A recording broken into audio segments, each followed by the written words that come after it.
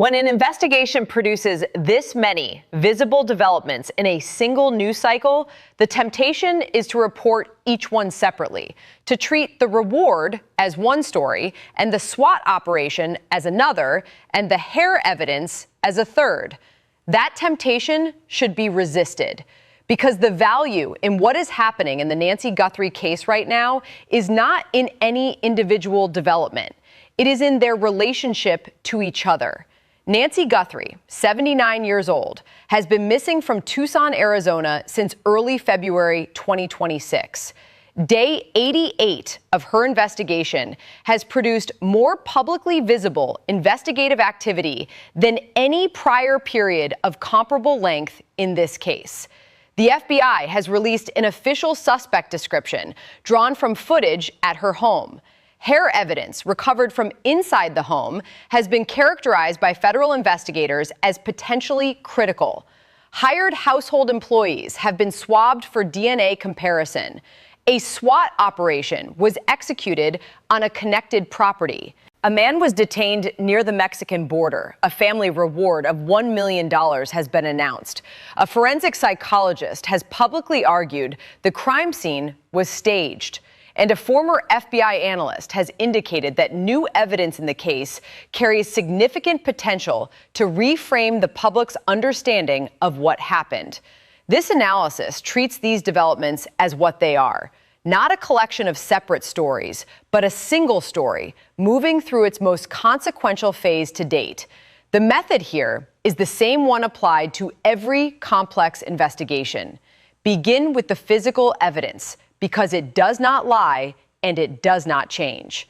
Move to the institutional actions, because they reflect what the physical evidence has authorized investigators to do. Then address the theories and interpretations, evaluating each against the factual baseline. That is the architecture of serious analysis. And that is what this case deserves. The physical evidence layer of this investigation has been significantly enriched by two specific developments: the hair discovery and the DNA swabbing of home help. Begin with what hair evidence actually represents in a forensic context, because the level of significance attached to it by investigators matters, and it needs to be understood precisely. Hair is one of the most commonly recovered types of physical evidence at crime scenes. It is also one of the most variable in terms of its evidentiary value, depending on its composition and condition. A hair with an intact root follicle contains nuclear DNA, the same type of genetic material used in the most definitive forensic identifications. A hair without a follicle contains only mitochondrial DNA, which is maternally inherited and therefore shared by maternal relatives rather than unique to an individual. Both types are usable in investigations, but nuclear DNA provides a uniquely identifying profile. When FBI investigators describe hair evidence as potentially critical, the language is chosen deliberately. It signals that this specific hair, recovered from a specific location inside Nancy Guthrie's home, has characteristics that make it potentially decisive for the investigation. This is not routine trace evidence. It is evidence that investigators believe may directly point toward the identity of someone who was at that location in connection with her disappearance. The simultaneous swabbing of individuals who worked in the home is the procedural complement to that discovery. It is how investigators convert potentially critical evidence into definitively critical evidence. Every known individual who had legitimate access to that home provides a reference DNA sample. Those samples are compared against the recovered hair evidence and any other unidentified biological material from the scene. What survives the elimination process, what cannot be explained by any known visitor or occupant, is what the investigation needs. This process is methodical and it is thorough. It is also time-consuming when done correctly. The speed with which investigators are now executing it, the swabbing of home help in coordination with the FBI's other visible operations, suggests that the forensic processing of this case has been prioritized at a level consistent with approaching resolution. The FBI's official suspect description connects directly to the physical evidence layer. Investigators who have analyzed the footage of a masked individual at Nancy Guthrie's home have now provided the public with a formal physical description. The fact that the Guthrie family does not recognize the figure from that description is significant because it does what forensic evidence does. It eliminates. It eliminates the possibility that the masked figure is someone the family would immediately identify as a known contact of Nancy Guthrie. What remains after that elimination is a specific category of suspect, one whose connection to this case runs through a pathway the family is not aware of, or one who was disguised sufficiently to prevent recognition. Both possibilities exist. The investigation's task is to determine which one is correct, and the physical evidence is the instrument through which that determination will ultimately be made. The institutional actions in this case, the SWAT operation, the border detention, and the Pima County Sheriff's new communication are the visible expression of what the evidence has authorized. Let's analyze the SWAT operation through the lens of what it requires to be authorized, because that analysis tells us something important about the state of the investigation. Law enforcement agencies operate within a framework that governs when and how tactical resources can be deployed. A SWAT operation requires a specific type of warrant, which requires a specific level of probable cause. Probable cause in this context means that investigators had reason to believe, supported by specific and articulable facts, that the location contained relevant evidence, relevant persons, or both. The additional justification for tactical rather than standard deployment means that one or more of the following conditions was assessed to be present: a reasonable belief that evidence would be destroyed before a standard entry, an assessment that individuals at the location were armed and dangerous, or a determination that the situation required immediate controlled entry for the safety of personnel or a potential victim. The operation removed a man and a woman from the property. Their identities and their specific connection to the investigation have not been publicly confirmed. What is known is that the operation was conducted in the context of the search for Nancy Guthrie, that it was executed by trained tactical personnel, and that it resulted in the removal of individuals from the location. An operation of that scale and character does not emerge from speculation. It emerges from evidence. The investigation reached this point because something in the physical evidence, the forensic record, or the intelligence gathered over 88 days pointed investigators toward this specific property and these specific individuals with enough force to justify a tactical warrant. The man detained near the Mexican border presents a separate but potentially related investigative thread. Cross-border proximity in a kidnapping investigation introduces a set of considerations that domestic investigations do not typically carry. The operational logistics of moving a person or concealing their location near a border suggest planning. Planning suggests resources and network. Resources and network suggest that whoever is responsible for Nancy Guthrie's disappearance did not act impulsively or alone.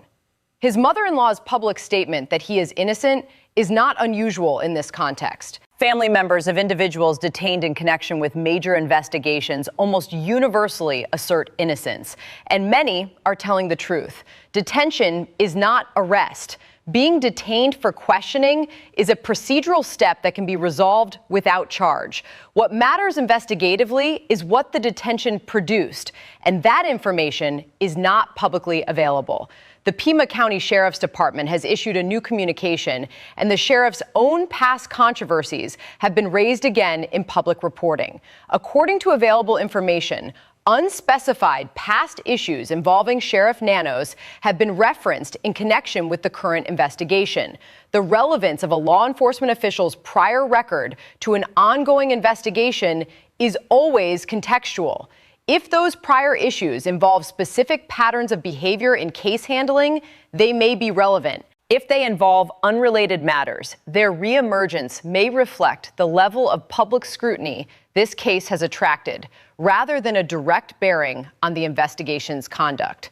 What the Sheriff's Department's new message to the public represents, at minimum, is an acknowledgement that the case requires continued official communication. That acknowledgement is itself a response to sustained public and community pressure. The theoretical and analytical layer of this case has produced two claims that deserve careful evaluation against the factual baseline established in the previous sections. The first is the staged crime scene theory put forward by a forensic psychologist, according to available reporting. The claim is that the scene at Nancy Guthrie's home was deliberately arranged to mislead investigators, potentially to create the impression that an abduction occurred there when the actual sequence of events was different, and possibly that she was moved after being harmed elsewhere. Evaluating this claim requires understanding what forensic psychologists mean when they analyze staging. The discipline of scene analysis, as practiced in serious forensic contexts, involves looking at the relationship between what a scene shows and what the physical evidence supports. A staged scene typically contains inconsistencies, arrangements that appear to tell one story, but whose physical details tell another. The direction of blood spatter that does not match the apparent position of a victim. Furniture positioned as if disrupted, but without the kinetic evidence of having been displaced by force. Items selected for removal that reflect a theatrical awareness of what absence would suggest, rather than the organic loss of items in a real event. If a forensic psychologist has identified specific characteristics of this kind at the Guthrie home, the claim is grounded in documented methodology. If the claim is based on more general impressions from public photographs or descriptions, rather than firsthand scene analysis, it carries less evidentiary weight.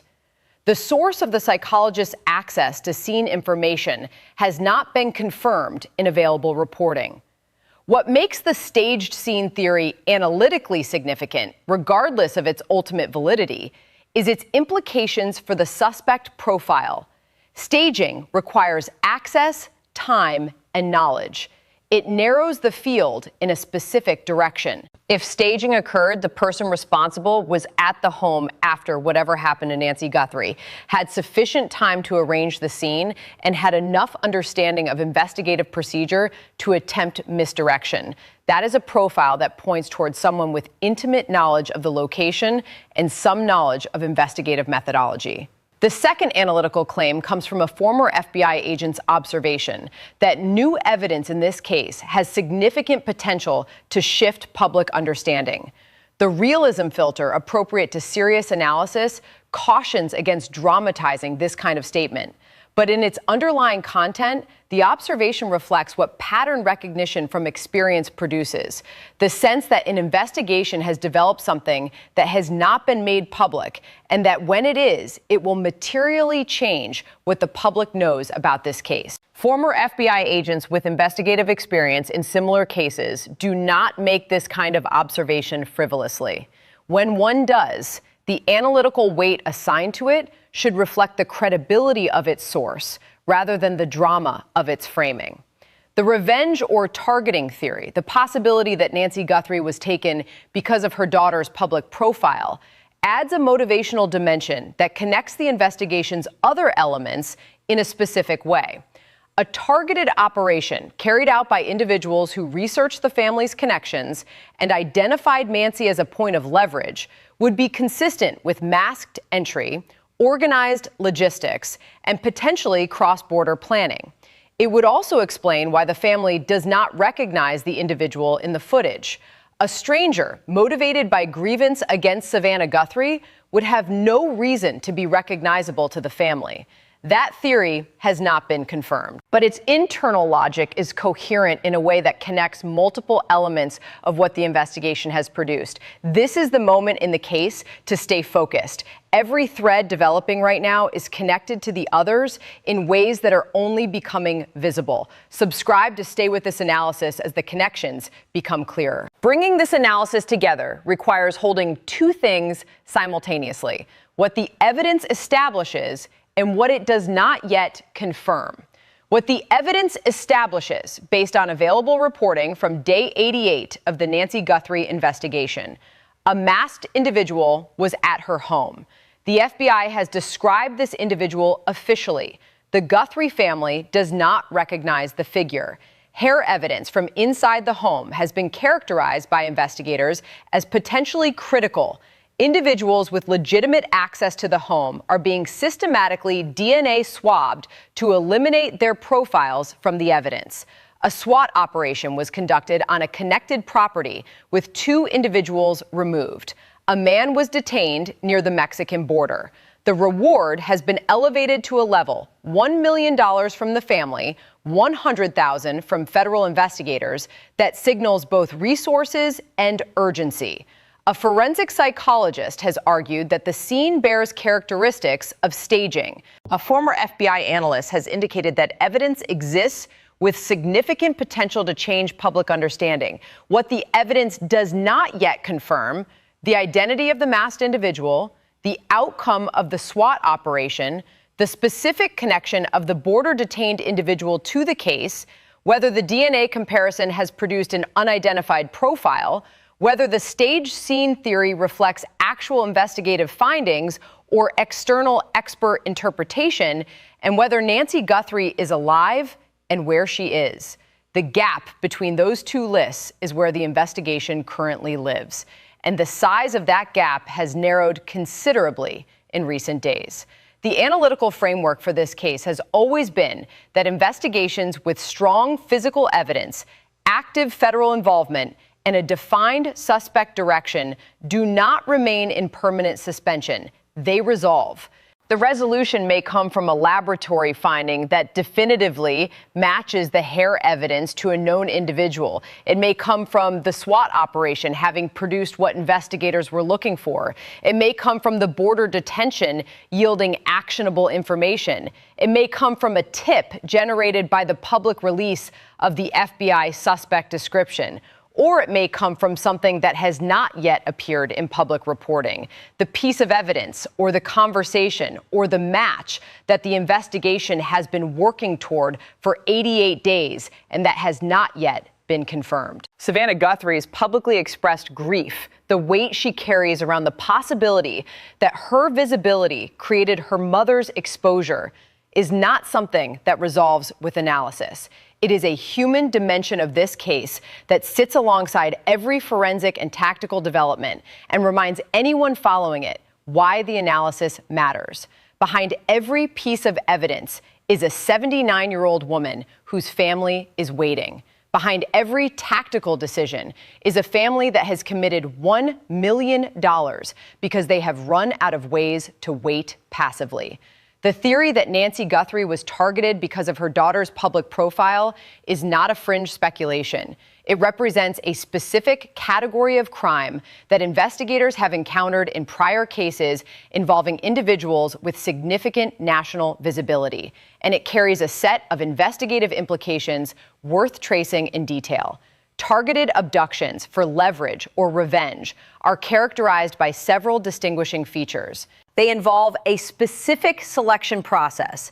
The victim is chosen not for opportunistic reasons, but because of their relationship to the actual target of the grievance. The selection implies research. Someone identified Nancy Guthrie as meaningful to Savannah Guthrie, understood their relationship, and located Nancy's home in Tucson. That research represents pre-crime intelligence gathering that leaves traces if investigators know where to look. Research of this kind typically occurs in digital spaces, online searches for individuals' addresses, social media examination of family relationships, review of publicly available records linking family members to specific locations. All of these activities can leave footprints in the form of digital records that law enforcement can access through appropriate legal process. If investigators are operating on the assumption that the abduction was targeted, they would be looking for evidence of pre-crime research in the digital histories of individuals who had expressed grievances against Savannah Guthrie or who had any established connection to threats or harassment directed at her or her family. The masked entry at the home supports the targeted theory. Targeted operations are planned operations. Planned operations include preparation, the disguise, the timing, the method of entry, the logistics of what happens after the entry. All of these elements are more consistent with a planned, targeted abduction than with a spontaneous act of opportunism. The border proximity element is also consistent with a targeted operation. A criminal enterprise sophisticated enough to plan and execute a masked home entry in a residential area in a location they had researched may also be sophisticated enough to have planned a route away from the area that includes the possibility of crossing the border. The detention near the border becomes more meaningful in the context of a targeted, planned operation than it would be in the context of a random crime.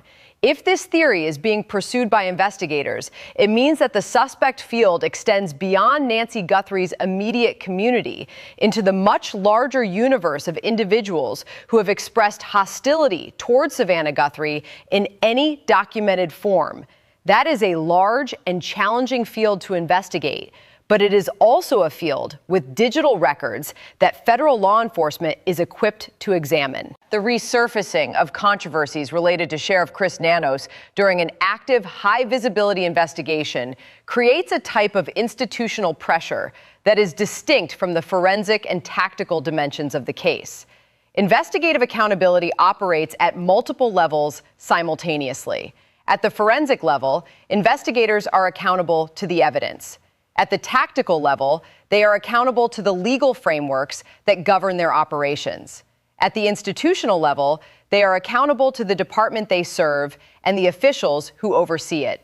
And at the political level, in a county where the sheriff is an elected official, they are accountable to the public that elected them. When past controversies resurface around an elected law enforcement official during a nationally watched investigation, all four of those accountability levels are activated simultaneously. The public scrutiny of the investigation's pace and methods is amplified by the presence of prior controversies that suggest potential patterns.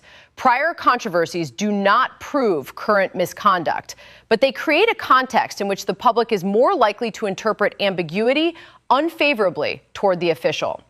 The Pima County Sheriff's Department's issuance of new messages during this period is a deliberate response to that context. Active communication, even when it does not substantially advance public knowledge of the investigation, signals institutional engagement. It says, we are present, we are aware of the scrutiny, and we are not retreating from the responsibility to communicate with the public we serve. What the department actually does with its investigative resources is a separate question from what it communicates about its activities. The FBI's involvement provides an important structural element here. Federal investigators operate under a different set of institutional pressures than local elected officials. FBI agents are not elected. Their accountability runs through a chain of command that is insulated from local political cycles. Their presence in this investigation means that regardless of what happens to the local institutional environment, the federal investigative resources and framework continue to operate. The dual presence of local and federal law enforcement in this case is therefore not simply additive in terms of resources, it also provides a form of investigative resilience.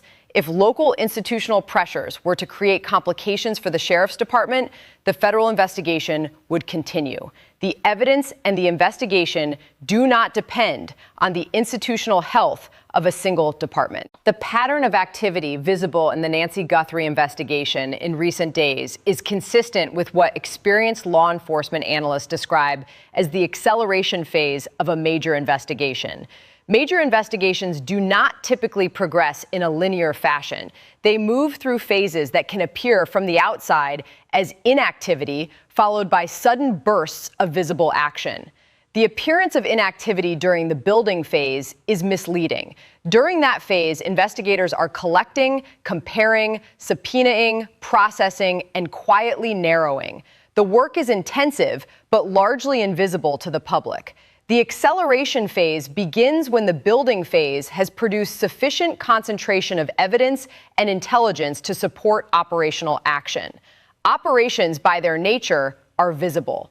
A SWAT execution, a detention, a public reward increase, an official suspect description, all of these require coordination with multiple agencies, legal authorization, and public disclosure.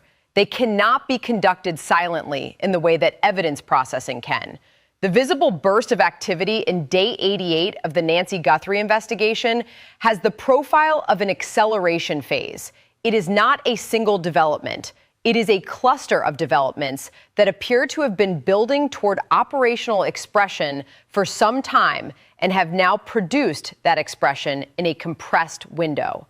Acceleration phases in major investigations are not always immediately followed by resolution. They can be followed by another period of building as the results of the operational actions are processed and analyzed. A SWAT operation produces material that investigators then have to work through. A border detention produces information that needs to be verified and cross-referenced. A public reward announcement generates tips that need to be triaged. What the acceleration phase confirms is that investigators are past the stage of open-ended inquiry and into the stage of targeted pursuit. That distinction is significant. Open-ended inquiry operates under uncertainty about direction. Targeted pursuit operates under relative confidence about direction, with the uncertainty shifting from where to pursue to whether the pursuit will produce confirmation.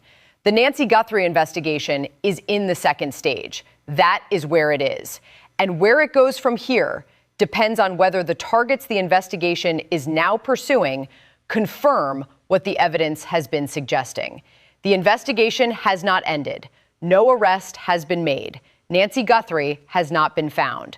Those facts are the persistent reality against which all of Day 88's developments must be measured. But Day 88 does not look like Day 50. It does not look like Day 70. It looks like a case that has spent 3 months building toward a point of resolution and has now arrived at the edge of it. What happens on Day 89 matters. The evidence will determine what it is.